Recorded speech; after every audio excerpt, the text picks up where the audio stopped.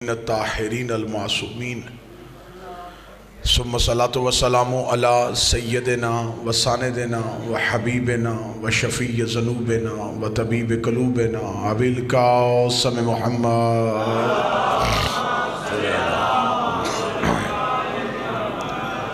ولعن اللہ تعالی علی اعدائہم اجمعین اما بعد فقد قال حق سبحانہ تعالی فی کتابہ المجید بسم اللہ الرحمن الرحیم وما ارسلناک الا رحمۃ للعالمین بلند تر صلوات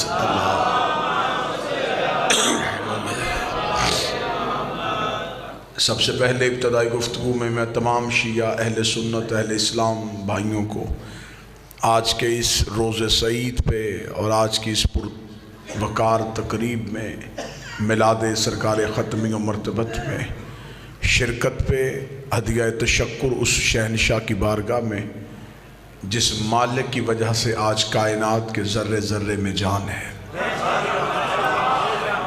میں آپ تمام احباب کو ہدیہ مبارکباد پیش کرتا ہوں اور اس خوشی کا صدقہ میرا مالک دنیا میں سوائے اسی رسول کے خاندان کے غم کے کوئی غم نہ دے۔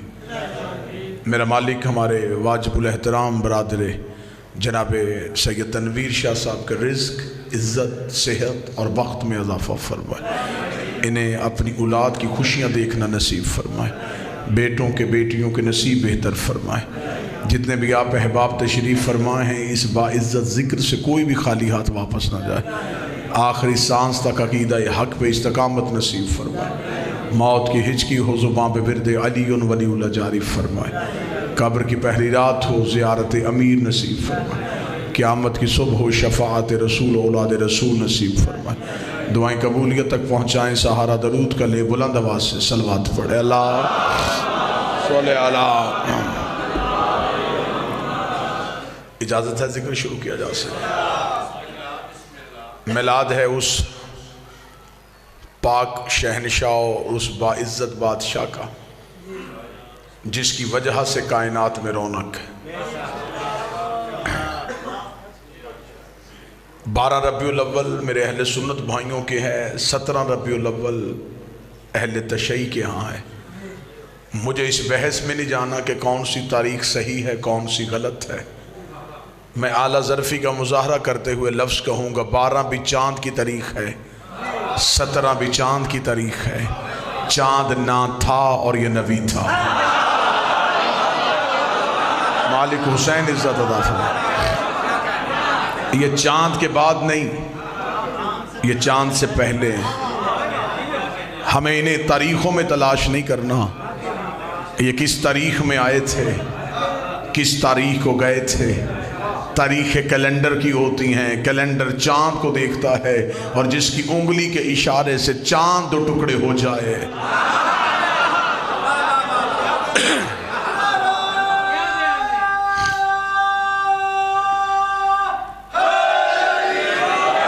میرے اہل سنت بھائی تشریف فرمائے ہیں، میں ان سے یہ گزارش کروں، ایک اعتراض ہوتا ہے کہ شاید شیعہ صرف حضرت علی کو مانتے ہیں، یہ رسول پاک کا ذکر نہیں کرتے۔ ہم علی علی کرتے اس لیے ہیں کہ ہمیں نبی نبی کرنے کی تعظیم آ جائے۔ ہم زمانے کو بتانا چاہتے ہیں جس کا نوکر ایسا ہے وہ سردار کیسا ہوگا، جس کا جانشین ایسا ہے وہ مالک کیسا ہوگا۔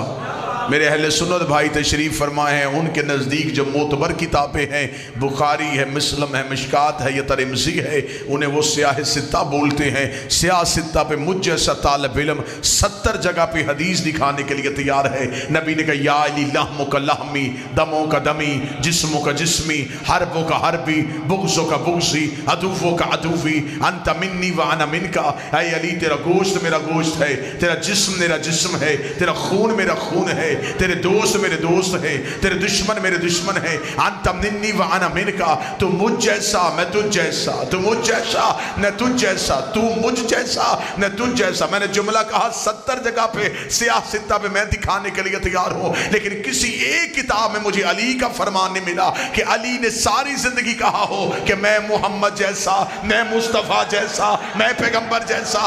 رسول کہتے رہے تو مجھ جیسا ہے، اور علی قدموں میں بیٹھ کے کہتا رہا میں میں تیرا نوکر ہوں، میں تیرا غلام ہوں، میں تیرے قدموں میں بیٹھنے والا ہوں۔ علی خون ہو کے اپنے آپ کو نوکر کہلواتا رہا، بندے نوکر ہو کے برابری نبی کی کیسے کر؟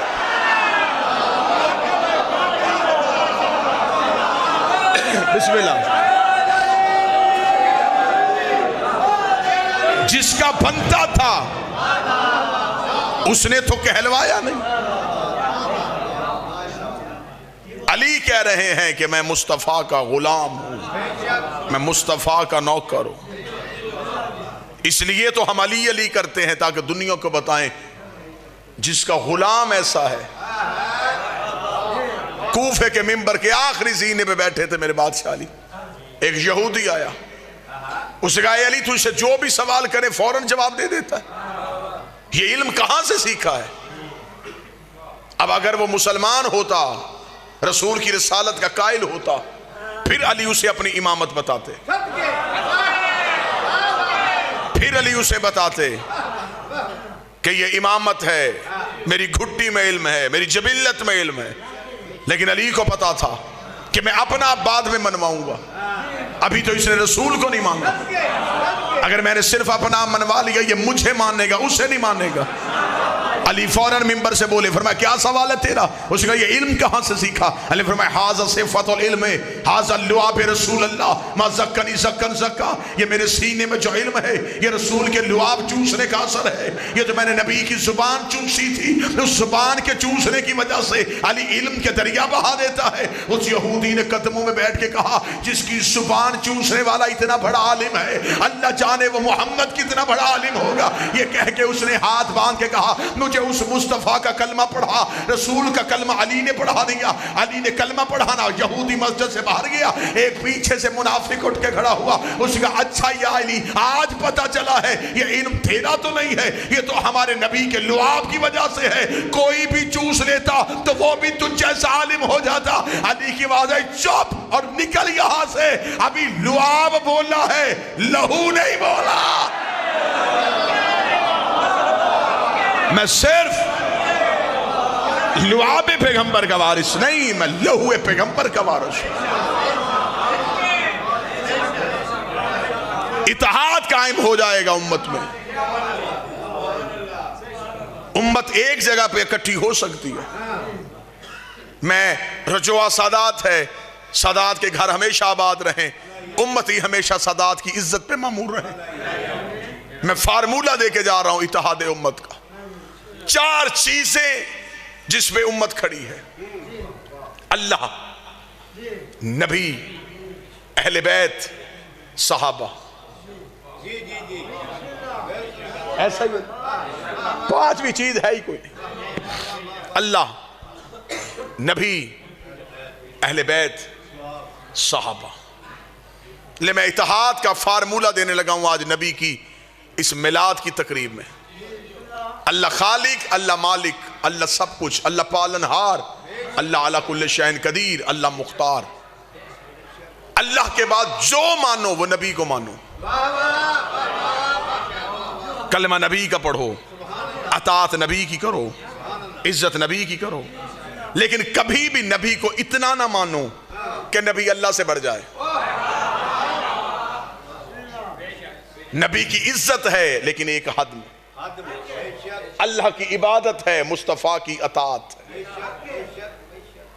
نبی کو مانو لیکن اتنا نہیں کہ نبی اللہ سے بڑھ جائے۔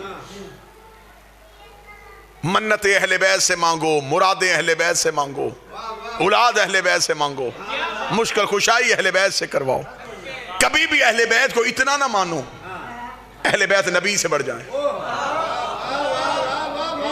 مسجدیں صحابہ کے نام پہ بنواؤ، بچوں کے نام صحابہ کے نام پہ رکھو، لیکن کبھی بھی صحابہ کو اتنا نہ مانو کہ صحابی اہل بیت سے بڑھ جائے۔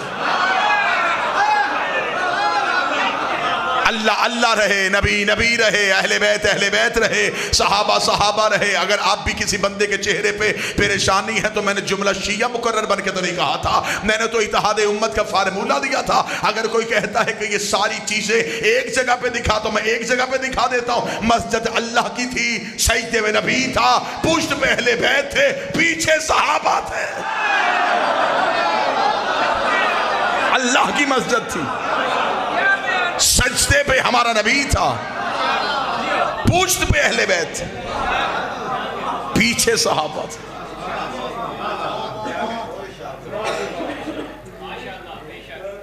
اکثر لوگ کہہ دیتے ہیں کہ حسین گھر سے نکلے اور لوگوں کی گردنوں پہ پاؤں رکھ کے حسین رسول کی پشت پہ، نہیں، حسین وہیں سے گزرے جہاں سے حسین کو گزرنا تھا۔ اگر حسین کا پاؤں کسی کی گردن میں آ جاتا تو پھر وہ صحابی رضی اللہ نہ رہتا، علیہ السلام ہو جاتا۔ کوئی بیٹھا ہے جو سن رہا ہے؟ اس سے بڑھ کے اعزاز کیا؟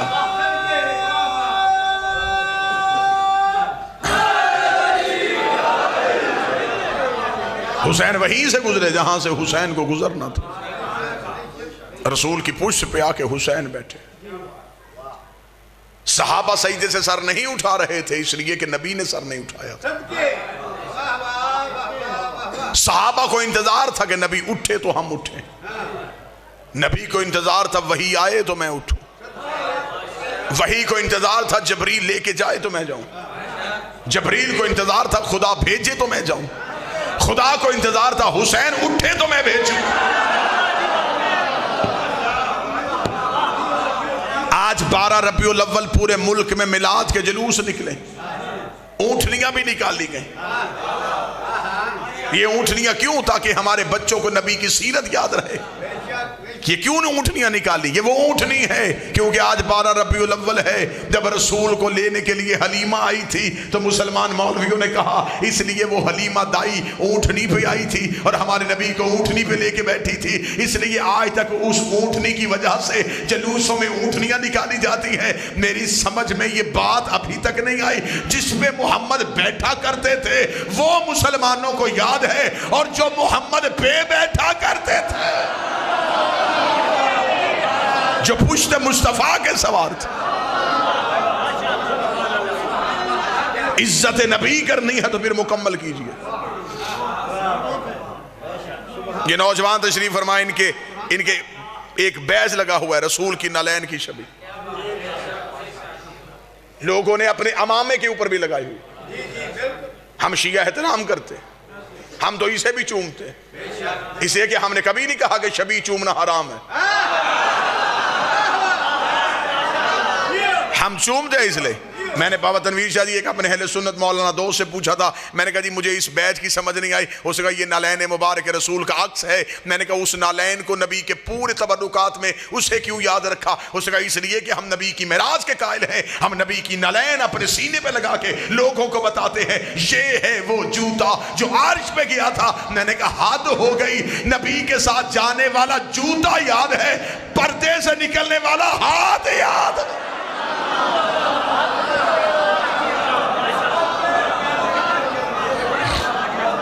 لہذا آئے پھر میلاد پہ وہیں سے بات شروع کرتے ہیں جہاں سے کرتے۔ نبی 12 کو آئے تھے یا 17 کو آئے تھے؟ بسم اللہ، آئیں تشریف لے کے آئیں۔ درود سارے حضرات مل کے بلند آواز سے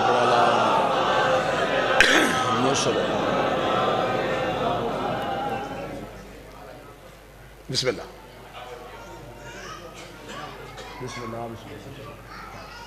میرے مولا کے کامیاب و کامران ذاکر مولا امیر المومنین اسلام، اور مولا ہمیشہ کامیاب و کامران رکھے، بری نظر سے بچائے، بری خبر سے بچائے، اللہ قائم کا ہمیشہ پہرا سر پہ ہو۔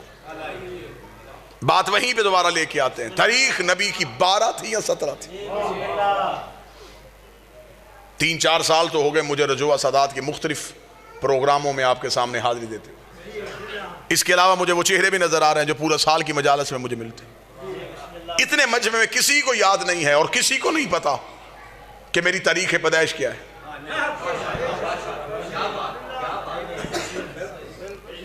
پیچھے 5-6 سال سے میری دوستی بھی ہے، میرا بھائی بھی ہے چھوٹا کامران، اسے بھی نہیں پتا کہ میری تاریخ پیدائش کیا ہے۔ میرے یاروں کو بھی اکثر کو نہیں پتا۔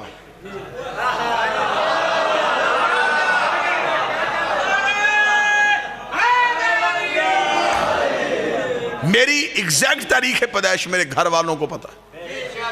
تو لڑائی ختم کرتے ہیں، 12-17 کی لڑائی ختم کرو، آؤ نبی کے گھر والوں سے پوچھتے۔ جب ہم نبی کے گھر کی طرف گئے تو باپ تو دنیا سے چلے گئے تھے، پالا تھا ایک چچا نے۔ اس کا مطلب ہے میلاد وہی منائے گا جس کا ابو طالب کے ساتھ تعلق اچھا ہے۔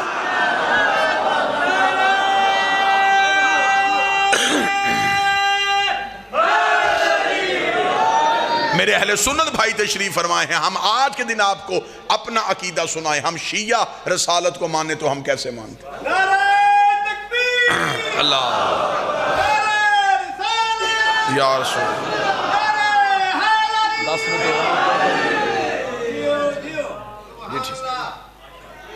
ہمارا عقیدہ یہ ہے میرے اہل سنت بھائیوں سے ایک لمحے کے لیے میں اپنا عقیدہ پڑھنے لگا، مذہب جعفریہ کا عقیدہ۔ ہمارے عقیدے کے مطابق رسول نے کسی دائی کا دودھ نہیں پیا تھا۔ اب جو میرے اہل سنت بھائی تشریف فرما ہیں وہ بڑی محبت کے ساتھ مجھ پہ سوال کریں کہ آپ کا عقیدہ یہ کیوں ہے؟ میں دلیل دیتا ہوں۔ آپ اپنے علماء سے پوچھئے گا کہ اگر کسی دائی نے ہمارے نبی کو دودھ پلایا تھا تو اس دائی کا مذہب کیا تھا؟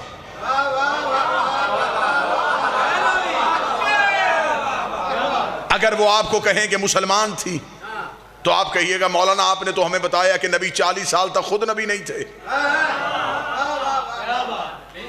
تو جب نبی خود ہی نبی نہیں تھے، اس نے کس کا کلمہ پڑھا؟ اگر وہ کہیں کہ کلمہ نہیں پڑھا اور دودھ پلایا تھا تو قرآن کی آیت میری طرف سے مولوی کے سامنے کر دینا۔ اللہ قرآن میں کہتا وَحَرَّمْنَا عَلَيْهِ الْمَرَاضِعَ، ہم نے حرام کر دیا تھا دائیوں کا دودھ موسیٰ پہ۔ شرم کر، موسیٰ نوکر ہے، یہ سردار ہے، موسیٰ ریت ہے، یہ آقا ہے۔ 3 دن کا موسیٰ تو کسی دائی کا دودھ نہیں پیتا، نبی کو پتہ ہی نہیں تھا حلال کیا ہے حرام کیا۔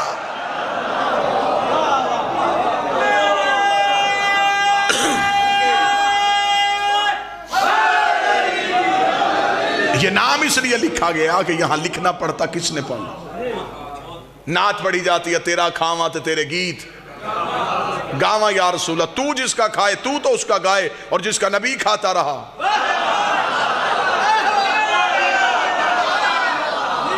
شاہ مدینہ یثرب کا والی، سارے نبی تیرے در کے سوالی، یہ کوئی بھی نہیں پوچھتا وہ در کون سا ہے۔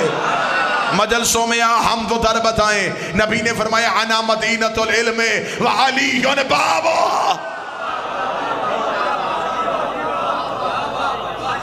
عزت نبی کرنی ہے تو پھر عزت نبی اس معیار پہ کر جو میرے نبی کا حق بنتا ہے۔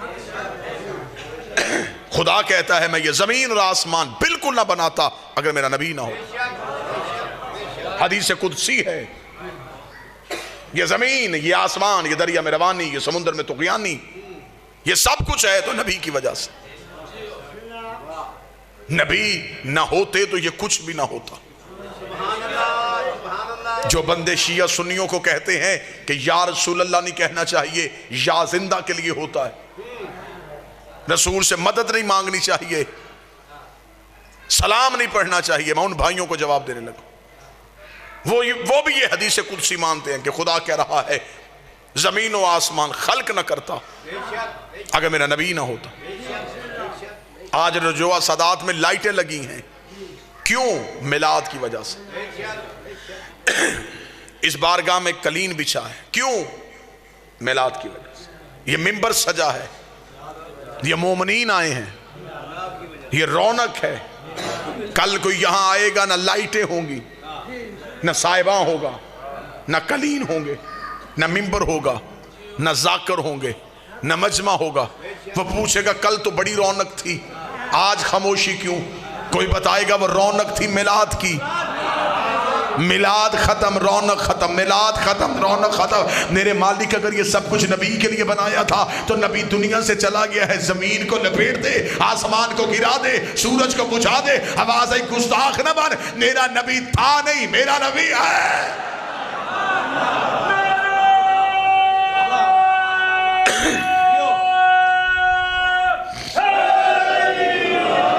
پالا تھا، پرورش کی تھی ہمارے نبی کی علی کے باپ نے۔ نام جن کا عمران تھا، مشہور جو ابو طالب کی وجہ سے، جس کے بڑھاپے کے سائے میں اسلام کی یتیمی نے جوانی کے انداز سیکھے، جس نے انگلی پکڑ کے رسول کو چلنا سکھایا۔ میں سنی کتاب سے ایک حوالہ پڑھنے لگا، اہل سنت بھائیوں کی کتاب لکھا، رسالت مآب کی ظاہری عمر ابھی 5 سال تھی، ظاہری عمر۔ مکے میں بابا جی قحط پڑ گیا، لوگ بھوک سے مرنے لگے۔ مکہ برادریوں کا شہر نہیں تھا، قبیلوں کا شہر تھا۔ فیصلہ سردار کرتے تھے، مکے کے قبیلوں کے سرداروں نے بیٹھ کے فیصلہ کیا، مکے کو بچانے کے لیے ایسے کریں، ہر قبیلہ اپنا اپنا بت لے کے آئے، اور مکے کے باہر صحرا میں اپنے اپنے بتوں کو رکھتے، ہر قبیلہ اپنے بت کے آگے بیٹھ کے اس کی پوجا کرے گا، کسی نہ کسی بت کی وجہ سے بارش نازل ہو جائے گی۔ جب یہ فیصلہ مکہ میں ہو گیا تو ایک سردار نے اٹھ کے کہا، ہم تو سارے آ جائیں گے، ہاشمی کسے لائیں گے؟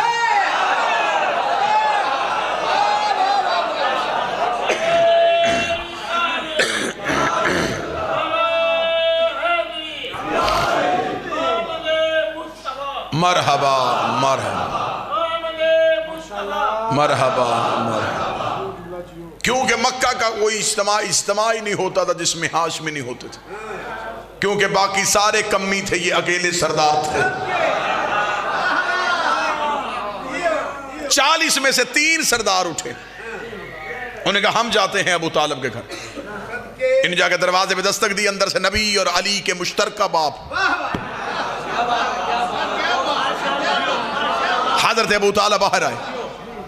انہوں نے آ کے کہا، اے ابو طالب، مکہ میں قحط ہے، کل ہم نے اجتماعی پوجا کا بندوبست کیا ہے، اگر تمہارا بھی کوئی خدا ہے تو تو بھی لے کے آ، کیونکہ آج تک ہاشم نے نہیں بتایا کس کی پوجا کرتے ہیں، عبد المطلب نے نہیں بتایا یہ کس کی پوجا کرتے ہیں۔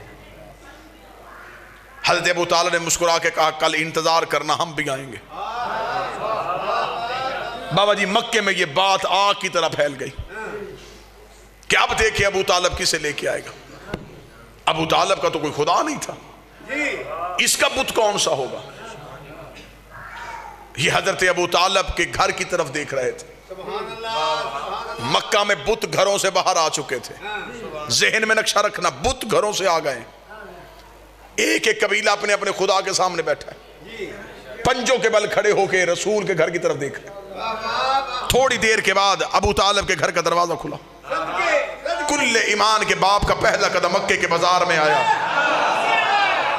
لوگوں نے پنجوں کے بل کھڑے ہو کے منظر دیکھا کہ ابو طالب کے ہاتھوں میں کون سا بت ہے۔ ابو طالب کے ہاتھوں میں تو کوئی خدا نہیں تھا، لیکن سنی کتاب شیعہ کتاب متفق علیہ لکھا کہ اب حضرت ابو طالب کے کاندھے میں 5 سال کا پیغمبر بیٹھا ہوا تھا، اپنے 5 سال کے مصطفیٰ کو کاندھے میں بٹھا کے مکہ کی گلیوں سے ٹہلتے ہوئے ابو طالب جا رہے تھے، اور مکے کے سرداروں کے قریب سے گزر کے کتابیں کہتی آج مکے کی اتنی اونچی چوٹی میں جا کے کھڑے ہو گئے کہ مکہ میں گھر کے صحن میں بیٹھی ہوئی کافروں کی ماؤں کی گود میں لیٹے ہوئے کافروں کے بچے بھی ابو طالب کا چہرہ دیکھ رہے تھے۔ آج ہر مرد و سر ابو طالب کا چہرہ دیکھ رہا تھا۔ ابو طالب جب مکے کی چوٹی میں جا کے کھڑے ہو گئے، عرب کے کافروں نے کہا، ابو طالب ہم نے کہا تھا اپنا خدا لے کے آ، تو اپنے بھتیجے کو لے کے آ گیا ہے۔ ابو طالب تو بتا کیا تو بھتیجے کی پوجا کرتا ہے؟ ابو طالب نے کہا ان خداؤں کو کیوں بلایا ہے؟ کہنے لگے بارش کے لیے۔ حضرت ابو طالب نے ہمارے نبی کے چھوٹے چھوٹے ہاتھوں کو تھاما، آسمان کی جانب کر کے کہا میرے اللہ تجھے ان ہاتھوں کا واسطہ، آسمان سے بارش نازل کر۔ ادھر مکے میں بدلی آئی،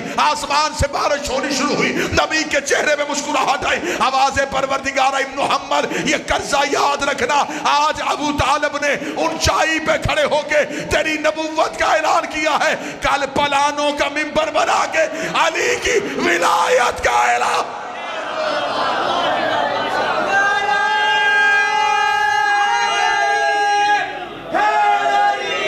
بسم اللہ۔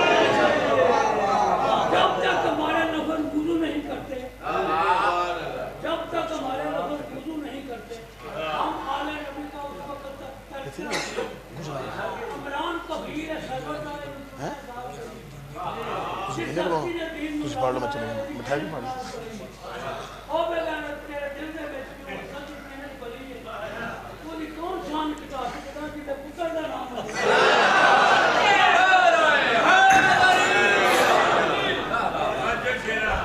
لے بات تمام ہو گئی ذکر جس کے لیے آئے تھے چہرے پہ خوشی آ گئی مسکرا پڑے بس یہی ذکر میلاد ہے گزارش صرف اتنی کروں گا عزت اسلام کی چاہتے ہو تو عزت نبی کی کرنا سیکھو صحابہ کی عزت ہے تو ذاتی نہیں نبی کی وجہ سے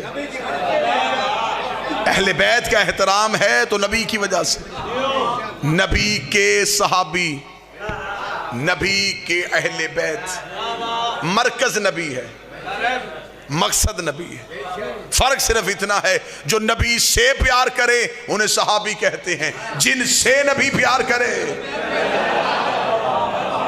انہیں اہل بیت کہتے ہیں یا جملہ آسان کر دیتا ہوں جو نبی کو اٹھائیں انہیں صحابی کہتے ہیں جنہیں نبی اٹھائے انہیں اہل بیت کہتے ہیں اور ویسے بھی صحابہ میں اور اہل بیت میں یہ فرق ہے وہ نبی کے صحابی ہیں یہ نبی سے اہل بیت ہیں صحابہ کے پاس کے والا رشتہ ہے اہل بیت کے پاس سے والا رشتہ ہے نبی کے صحابی نبی کے رشتہ دار نبی کی بیویاں نبی کی زوجہ اہل بیت میں کے والا سلسلہ ہی کوئی نہیں الفاطمہ تو بضعۃ منی فاطمہ مجھ سے یا علی انت منی اے علی تو مجھ سے حسین منی حسین مجھ سے حسن منی حسن مجھ سے ادھر کے ہے ادھر سے ہے درود کے والوں پہ نہیں ہوتا سے والوں پہ ہوتا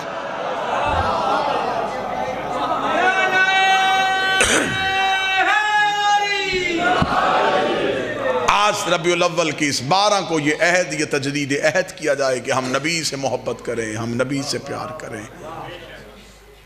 دین میں اللہ نے صرف نبی کی اطاعت کو واجب کیا یہ آخری جملے بالکل میرے بھائی انہیں بھی جلدی ہے سلام بھی ہو گیا آپ کے چہروں کی زیارت بھی ہو گئی کبھی بھی زندگی میں یہ نہ سوچنا کہ دین میں کسی کی ذاتی مرضی چلتی ہے اللہ نے کہا قرآن میں نماز پڑھو یہ نہیں بتایا کیسے پڑھنی ہے میرے اللہ کیسے پڑھے فرمایا جیسے میرا نبی پڑھتا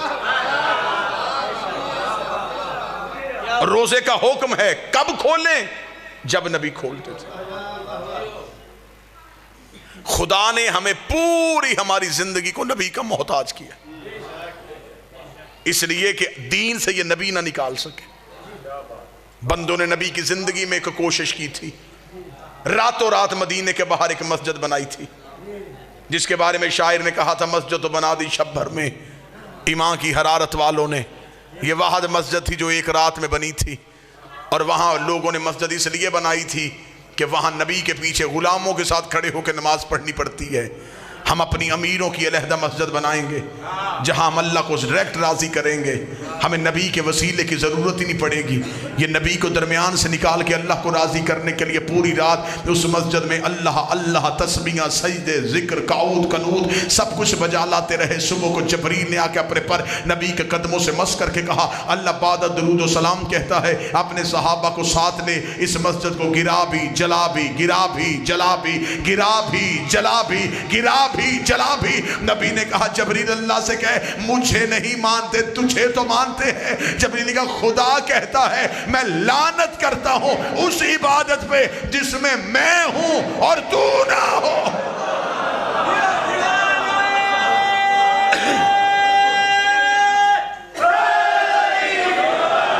لہذا انہی الفاظ کے ساتھ میری دعا ہے میرا مالک ہمیں سیرت محمد و آل محمد پہ چلنے کی توفیق عطا فرمائے میرا مالک ہمیں عزت رسول اور اولاد رسول کرنے کی توفیق عطا فرمائے میرا مالک ہمیں حقیقی مسلمان اور حقیقی محب آل محمد بننے کی توفیق عطا فرمائے ربنا تقبل منا انک انت السمیع الدعاء آمین یا رب العالمین اللہ حافظ محمد و آل محمد محافظ ماشاءاللہ